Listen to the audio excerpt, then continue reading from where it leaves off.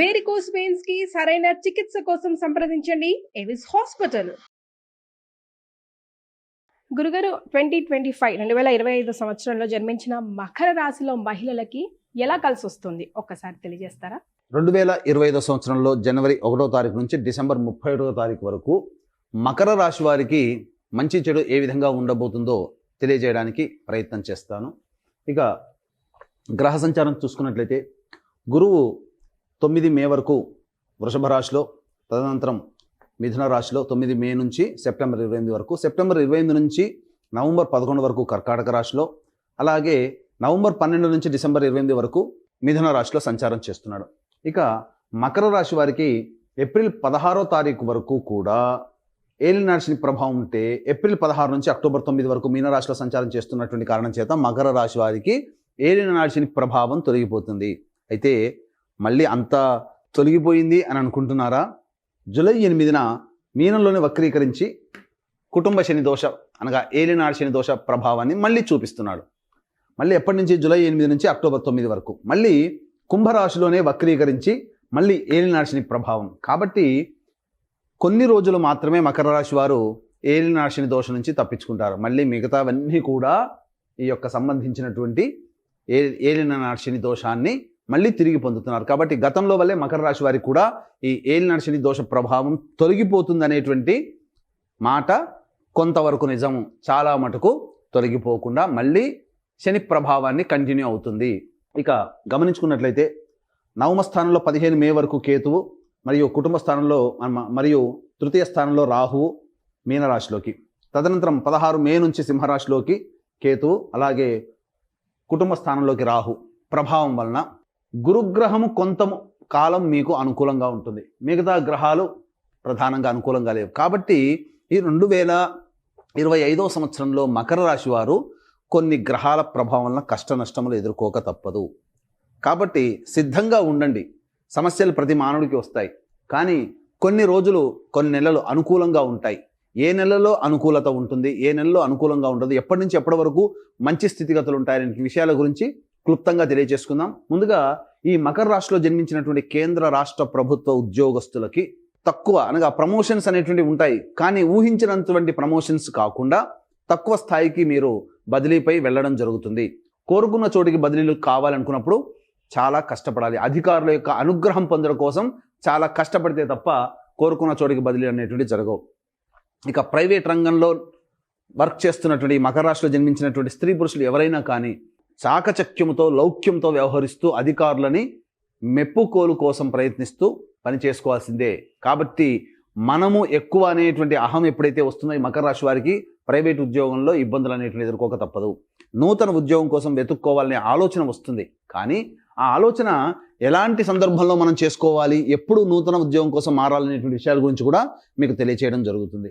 ఇక ఈ రంగంలో జన్మించినటువంటి ప్రధానంగా రాజకీయ రంగంలో ఉన్నటువంటి ప్రముఖులు, మకర రాశిలో ఉన్నటువంటి రాజకీయ ప్రముఖులు ఎవరైతే ఉంటారో ప్రజాదరణ అంతగా లభించక ఇబ్బంది పడుతూ ఉంటుంటారు. ముఖ్యంగా ఇటు సంపాదించిన సొమ్ము ఖర్చు అయిపోయినా, ఏ పదవి రాలేదని భంగపాటు ఉన్నా, పెద్దల యొక్క అనుగ్రహం, రాజకీయ రంగంలో పెద్దల యొక్క అనుగ్రహం ఉండడం చేత స్టే అవ్వగలుగుతారు, అనగా నిలబడగలుగుతారు. ఇది గుర్తుపెట్టుకోండి.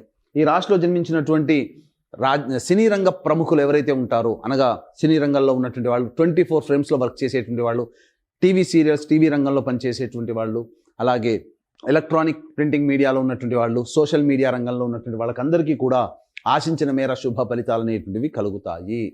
ప్రజాదరణ కలిగినటువంటి ప్రాజెక్టులో మీరు ఉంటారు. ఆదాయం సామాన్యంగా ఉంటుంది, కానీ ప్రజాదరణ హెచ్చుగా ఉంటుంది. కాబట్టి మంచి పని అని ఆలోచన చేసుకొని మంచి వాటిని మీరు ప్రాజెక్టులు తీసుకొని ముందుకు వెళ్ళవచ్చు. అయితే ఇక్కడ ప్రధానంగా ఏ గ్రహాలు మనకు అనుకూలంగా ఉన్నాయి, ఎందుకు మనకు ఈ చెప్పినటువంటి విధానాలు ఉన్నాయి అనేటువంటి విషయాన్ని కనుక చూసుకున్నట్లయితే, ముఖ్యంగా గురువు గారి దగ్గర నుంచి మనం ప్రారంభం చేద్దాం. మే 9 వరకు గురువు పంచమ రాశిలో సంచారం చేస్తూ వృషభ రాశిలోనే ఉన్నాడు. మళ్ళీ ఈ మార్చి వరకు కూడా గురువు వక్రీకరించి చతుర్థ స్థాన ఫలితాన్ని ఇస్తున్నాడు. కాబట్టి అంత దోషప్రదుడేమీ కాదు. 9 మే తర్వాత సెప్టెంబర్ 28 వరకు మిథున రాశిలో సంచారం చేస్తున్నారే ఈ గురుల వారు, వారి వల్లనే కొన్ని సమస్యలు వస్తాయి. ఈ యొక్క ద్వాదశ రాశుల్లో మకర రాశి వారికి అత్యంత ప్రమాదకారి గురువు.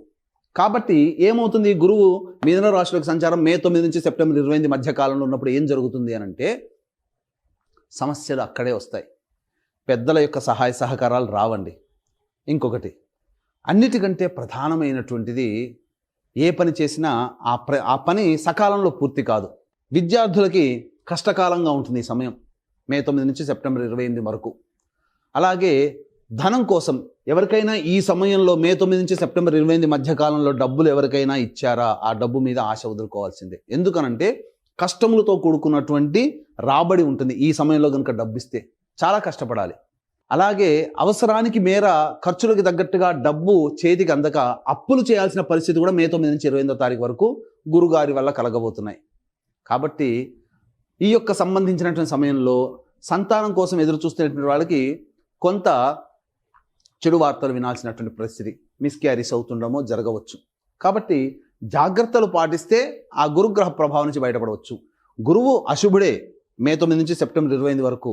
కానీ దైవానుగ్రహానికి పొందే ప్రయత్నం కనుక చేస్తే ఆ గురువు కూడా మీకు యోగించడం జరుగుతుంది. తద్వారా ఇప్పటి వరకు చెప్పుకున్న సమస్యలన్నీ కూడా యోగదాయకంగా మారుతాయని చెప్పవచ్చు.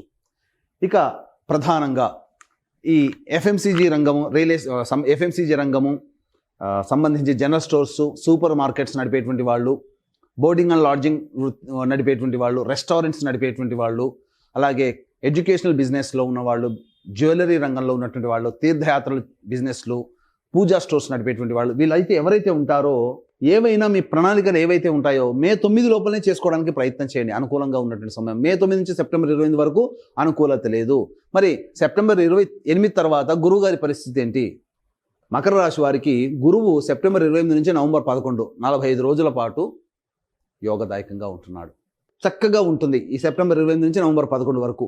ఇక మళ్ళీ నవంబర్ 12 నుంచి డిసెంబర్ 25 వరకు, డిసెంబర్ సంవత్సరం మొత్తం కూడా చూసుకున్నట్లయితే గురువు కర్కాటక రాశిలో ఉన్న వక్రీకరించినటువంటి ఫలితం చేత మళ్ళీ మిథున రాశి ఫలితాలను ఇస్తాడు.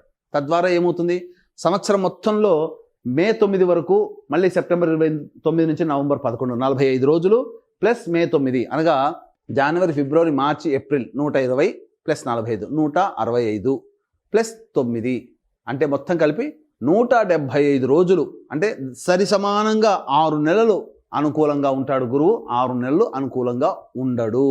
ఈ మే 9 నుంచి సెప్టెంబర్ 28 మధ్యకాలము, నవంబర్ 12 నుంచి డిసెంబర్ 28 మధ్యకాలం మాత్రం మీకు అనుకూలత ఉండదు. కాబట్టి ఈ యొక్క సమయంలో ధనపరమైనటువంటి, విద్యాపరమైనటువంటి, సంతానపరమైనటువంటి, అలాగే కీర్తి ప్రతిష్టలకు సంబంధించి ఈ సంబంధించినటువంటి పనులలో అనుకూలతకు సంబంధించినటువంటి అన్ని విషయాల్లో సమస్యలు ఏర్పడతాయి. సంతానం మూలకంగా ఖర్చులు, సమస్యలు పెరుగుతాయి ఈ సమయంలో.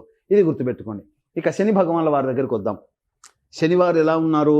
మకర రాశి నుంచి చూసుకున్నట్లయితే 16 ఏప్రిల్ వరకు ఏలిన నాటి శని ప్రభావం అనేటువంటిది మకర రాశి వారికి ఉంది. తదనంతరం సంతోషపడాలి, ఎందుకంటే ఏప్రిల్ 16 నుంచి అక్టోబర్ 9 వరకు మీన రాశిలోకి ఇక ఏలినాటి శని దోషం పోయిందండి, హ్యాపీ అని అనుకుంటామా? కానీ జూలై 8న మళ్ళీ వక్రీకరించి మళ్ళీ ఏలినాటి శని ప్రభావాన్ని ఇస్తున్నాడు. ఎప్పటి వరకు? జూలై 8 నుంచి అక్టోబర్ 9 వరకు. ఇక తదనంతరం అయినా కానీ బాగుందంటే జూలై 8 నుంచి అక్టోబర్ 9 వరకు, మళ్ళీ అక్టోబర్ 10 నుంచి వక్రీకరించి నవంబర్ 26 వరకు కుంభంలోనే వక్రీకరిస్తున్నాడు. కారణం చేత కుంభంలో వక్రీకరించడం మళ్ళీ జన్మశనికి వస్తున్నాడు. జన్మశని ఫలితాలు అనేటువంటివి వస్తాయి. ఎప్పుడు ఫ్రీ అవుతారో? నవంబర్ 26 నుంచి డిసెంబర్ వరకు, అంటే 31 ప్లస్ 5 రోజులు 36 రోజులు. ఇక్కడ మళ్ళీ ఏప్రిల్ 16 నుంచి జూలై 8 అనగా ఏంటి? 16 ఏప్రిల్, మే, జూన్ 16 16 ప్లస్ 14 8 22 ప్లస్ ఎంత? 60 ప్లస్ 22 ఎంత అయిందండి? 82. ఇక్కడ 35, మొత్తం కలిపితే 82 35 మొత్తం మీకు 117 రోజులు, అంటే సరి సమానంగా 118 రోజులు వేసుకోండి. ఈ 118 రోజులే శని మీకు అనుకూలంగా ఉంటాడు. మిగతా సమయమంతా కూడా ఏలిన నాటి శని దోషంలోనగా సంబంధించి జన్మశని, కుటుంబ శని దోషంలో ఈ మకర రాశి వారు ఉంటారు. కాబట్టి ఇటు గురువుగారు, ఇటు శనివారు వీరిద్దరు కూడా అనుకూలంగా లేని కారణం చేత సమస్యలు అనేటువంటివి ఉంటాయి. ముఖ్యంగా ఈ యొక్క మకర రాశిలో జన్మించినటువంటి వారు కష్టే ఫలి అన్నట్టు చందంతో ఉండాలి. పోరాట పటిమతో మీరు చేసుకోవాలి తప్ప సాదాసీదాగా చేసుకుంటాము, చదువుకుంటామంటే మాత్రం తప్పదు. జ్ఞాపక శక్తి తక్కువగా ఉంటుంది. ఇక అధికారులకి, కింది స్థాయి ఉద్యోగస్తులు ఎవరైతే ఉంటారో సహాయ సహకారాలు అందకుండా ఉండడం, ప్రతి పని మీరే చేసుకోవాల్సి రావడం అనేటువంటిది ఉంటుంది. అంటే దీని అర్థం ఏంటి? ఈ మకర రాశిలో జన్మించినటువంటి వాళ్ళు 2025వ సంవత్సరంలో మీ పని మీరే చేసుకోవాలి, ఎదుటి వాళ్ళ మీద ఆధారపడకూడదు అనేటువంటి విషయాన్ని గమనించుకోవాలి. ఇక రాహుకేతుల ప్రభావం కనుక చూసుకున్నట్లయితే ఈ సంబంధించినటువంటిది కేతు 16 మే నుంచి అష్టమ స్థానంలో, రాహు ద్వితీయ స్థానంలో. కాబట్టి 16 మే తర్వాత వాహనాన్ని నడిపేటప్పుడు జాగ్రత్తలు పాటించాలి. ఆకస్మికంగా మీకు సంబంధించి ఎనీ ఇన్ఫర్మేషన్ ముందుగా ఎటువంటి సైన్ లేకుండానే మీకు అనారోగ్య సమస్యలు రావచ్చు. కాబట్టి జాగ్రత్తలు పాటించండి. ఆకస్మికంగా వస్తాయి, మీకు గుర్తి తెచ్చి సమస్యలు రావు. ఆకస్మిక సమస్యలు రాహుకేతుల వల్ల వస్తాయి. కాబట్టి రాహుకేతుల యొక్క అనుగ్రహాన్ని, గురుశనుల యొక్క అనుగ్రహాన్ని సంపూర్ణంగా ఈ రాశి వాళ్ళు పొందాలి. ఇక గమనించుకున్నట్లయితే ఈ రాశిలో జన్మించినటువంటి వాళ్ళకి ప్రధానంగా రైతులకి సామాన్యంగా 2 పంటలు సామాన్యంగానే ఉంటాయి. రియల్ ఎస్టేట్ రంగంలో ఉన్నటువంటి వారికి ప్రధానంగా చూసుకున్నట్లయితే నూతన ప్రాజెక్టులు చేపట్టకపోవడమే చాలా మంచిది. ఉన్న ప్రాజెక్ట్ని కంటిన్యూ చేసుకోవడమే చాలా మేలు అనేటువంటి విషయాన్ని గమనించుకోవాలి. అన్నిటికంటే మించి అప్పుగా మీరు ఏది ఇచ్చినా అది తిరిగి రాబట్టుకోవడానికి చాలా కష్టపడాల్సి వస్తుంది. కాబట్టి నిర్మోహమాటంగా ఈ సంవత్సరం డబ్బు విషయంలో మీరు జాగ్రత్తలు పాటించండి. ఇక గమనించుకున్నట్లయితే ప్రధానంగా ఈ సంబంధించినటువంటిది నిరుద్యోగస్తులకి ఎప్పుడు ఉద్యోగ లభ్యత ఉంటుంది? ఇక మార్చి 13 నుంచి ఏప్రిల్ 12 మధ్య కాలంలో ఈ సమయంలో మీ నిరుద్యోగస్తులకి ఉద్యోగ లభ్యత ఉంటుంది. మరియు పనిచేస్తున్నటువంటి వాళ్ళకి ప్రమోషన్స్ కలిగినటువంటి సమయం కూడా ఈ సందర్భంలోనే మీ పేరు నోటెడ్ అయిపోతుంది. ఇక తర్వాత మళ్ళీ ఉద్యోగం మారాలి, చేస్తున్నటువంటి సమస్యలు ఎక్కువగా ఉన్నాయి, ఉద్యోగం మార్పు ఏ నెలలో అయితే బాగుంటుందని ఆలోచించేటువంటి వాళ్ళకైతే ప్రధానంగా జూన్ 14 నుంచి జూలై 14 మధ్య కాలంలో కొత్త ఉద్యోగంలో మార్పులు చేర్పులు చోటు చేసుకుంటాయని చెప్పవచ్చు. ఇక ప్రధానంగా చాలా సంవత్సరాలు నెలలు ఓపిక పట్టాం, ఇక మా వల్ల కావట్లేదు, ఈ సంవత్సరంలో మాకు ఉద్యోగంలో ప్రశాంతత లేదు అనుకునేటువంటి వాళ్ళు అప్పుడు అక్టోబర్ 16వ తారీఖు నుంచి డిసెంబర్ 14వ తారీఖు వరకు కూడా మీరు నూతన ఉద్యోగం కోసం ప్రయత్నం చేయవచ్చు. లేదా ఈ చెప్పినటువంటి సమయంలో మీకు ఉద్యోగంలో ప్రశాంతత, అభివృద్ధి, బాధ్యతలు పెరగడం ఇవన్నీ కూడాను ఈ చెప్పినటువంటి సమయంలో కలుగుతాయి. ఇక ముఖ్యంగా గమనించుకున్నట్లయితే లాయర్ రంగంలో ఉన్నటువంటి వాళ్ళకి, రియల్ ఎస్టేట్ రంగంలో ఉన్నటువంటి వారికి మంచి సమయం ఎప్పుడంటే జూన్ 4 నుంచి జూలై 25వ తారీఖు వరకు ఉన్నటువంటి సమయం మంచి సమయం. తద్వారా మీకు కొంతవరకు మంచి చేకూరుతుంది. కాకపోతే ఆరోగ్యం పట్ల శ్రద్ధ వహించాల్సినటువంటి పరిస్థితి జూలై 4 నుంచి జూలై 25 మధ్య కాలంలో. ఇక అన్ని విధాలుగా లాభదాయకంగా ఉన్నప్పుడు అక్టోబర్ 25వ తారీఖు నుంచి డిసెంబర్ 5వ తారీఖు వరకు ఉన్నటువంటి సమయం అన్ని విధాలుగా లాభదాయకంగా ఉంటుంది. అన్ని రంగాలలో ముఖ్యంగా రియల్ ఎస్టేట్ రంగంలో రైతులకి సంబంధించి, అలాగే లాయర్లు, అడ్వకేట్ బిజినెస్లో ఉన్నటువంటి వాళ్ళకందరికీ కూడాను మంచి శోభాయమానంగా ఆనందకరంగా ఉంటుందని చెప్పవచ్చు. ఇక సాఫ్ట్వేర్ రంగంలో ఉన్నటువంటి వాడు ఈ యొక్క మకర రాశిలో జన్మించిన వాళ్ళు ఎవరైతే ఉంటారో కొన్ని ఇబ్బందులు పడక తప్పదండి. గమనించాల్సిందే, ఇబ్బందులు పడక తప్పదు. కాబట్టి ఉద్యోగ భద్రత కోసమే దైవానుగ్రహాన్ని పొందే ప్రయత్నం చేయాలి. ఈ రాశిలో జన్మించినటువంటి స్త్రీలు గతంలో వలె ఉంటాయి, పెద్ద మార్పులు చేర్పులు ఏమీ ఉండవు. కాకపోతే మీ మాటకి విలువ కొంత తగ్గినప్పటికీ బాధ్యతలు మాత్రం పెరుగుతాయి. ఆ బాధ్యతలు పెరగడం వల్ల కొంత శారీరక శ్రమ, మానసిక ఆందోళన ఎక్కువగా ఉంటుంది. పుట్టింటి వారి ఆరోగ్యం పట్ల శ్రద్ధ వహించాల్సినటువంటి పరిస్థితి అనేటువంటిది గోచరమవుతుందని చెప్పవచ్చు. ఇక అన్నిటికంటే ప్రధానంగా ఈ రాశిలో జన్మించినటువంటి స్త్రీ పురుషులకి వివాహాలు బాగా ప్రయత్నం చేస్తే తప్ప వివాహ సంబంధాలు కుదరవు. అయితే గమనించుకోవాల్సినటువంటి అంశం ఏంటంటే ఈ యొక్క మకర రాశిలో జన్మించినటువంటి వారికి ప్రధానంగా మే 9 నుంచి సెప్టెంబర్ 28 ఉన్నటువంటి మధ్యకాలంలో పెద్దల సహాయ సహకారాలు లేకపోవడము, అలాగే దంపతుల మధ్య, భాగస్వామ్య వ్యాపారస్తుల మధ్య విభేదాలు రావడం, ఇవన్నీ కూడా సమస్యలు ఉంటాయి. కాబట్టి లౌక్యంతో మౌనాన్ని వ్యవహరిస్తూ, లౌక్యాన్ని ప్రదర్శిస్తూ మీరు కనుక ముందుకు వెళితే చాలా మటుకు సమస్యలు తగ్గుముఖం పడతాయని చెప్పవచ్చు.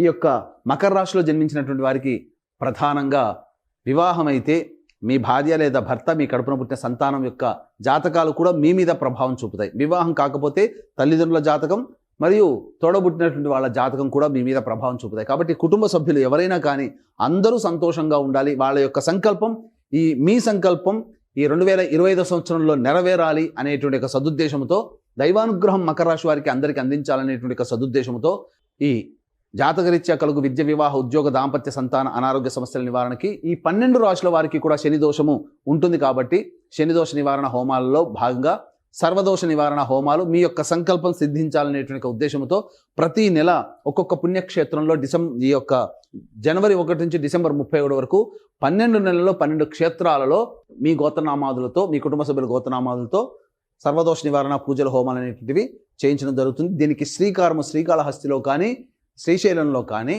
జనవరి 13వ తారీఖు రోజున ఏర్పాటు జరుగుతుంది. అవకాశం ఉన్న వాళ్ళు కార్యక్రమ తదనంతరం కాంటాక్ట్ చేసి మీ కుటుంబ సభ్యుల గోత్రనామాలు రిజిస్ట్రేషన్ ఎలా చేసుకోవాలో తెలుసుకోగలరు. ఇక తండ్రి వైపు 6 తరాలు, తల్లి వైపు 3 తరాలు, భర్త వైపు 6 తరాలు, భార్య వైపు 3 తరాల్లో ఏవైనా దుర్మరణాలు ఉన్నా, liver failure, kidney failure, cancer రోగాలతో లేదా 60 సంవత్సరాల లోపల మీ కుటుంబ సభ్యులు ఎవరైనా మరణించినా వాటిని పితృదోషం లేదా పితృశాపం అంటారు. కాబట్టి ప్రతి నెల పితృదోష నివారణ పూజలు మన పీఠం ఆధ్వర్యంలో జరపబడుతున్నాయి. వాటి వివరాలు కూడా మీ కార్యక్రమ తదనంతరం కాంటాక్ట్ చేసి తెలుసుకోవచ్చు. ఇక ఈ సంబంధించినటువంటి మకర రాశిలో జన్మించినటువంటి వారు ప్రధానంగా సమస్యల ఎదురైనప్పుడు సమస్యల నివారణ కోసం లేదా చక్కగా ఈ 2025లో ఆనందంగా ఉండాలనేటువంటి భావించేటువంటి వాళ్ళు ప్రతిరోజు దత్త అష్టకం, కాలభైరవాష్టకం, రుద్ర కవచం రోజుకి 3 సార్లు పఠించండి. ఈ ప్రతిరోజు చేస్తున్న దీనికి విభిన్నంగా మీ యొక్క జీవితం ఉన్నట్లయితే మీ జన్మజాతకంలోని నడిచేటువంటి గ్రహ దశాంతర్దశల ప్రభావాలు కావున దగ్గరలోని మంచి ఉపాసనా పరులైనటువంటి జ్యోతిషుని సంప్రదించి వారి సలహాలు సూచనలు పాటించి మరింత మెరుగైన జీవితాన్ని పొందుతారని ఆశిస్తూ సర్వం శ్రీ ఉమామహేశ్వర పరబ్రహ్మార్పణమస్తు. ధన్యవాదాలు.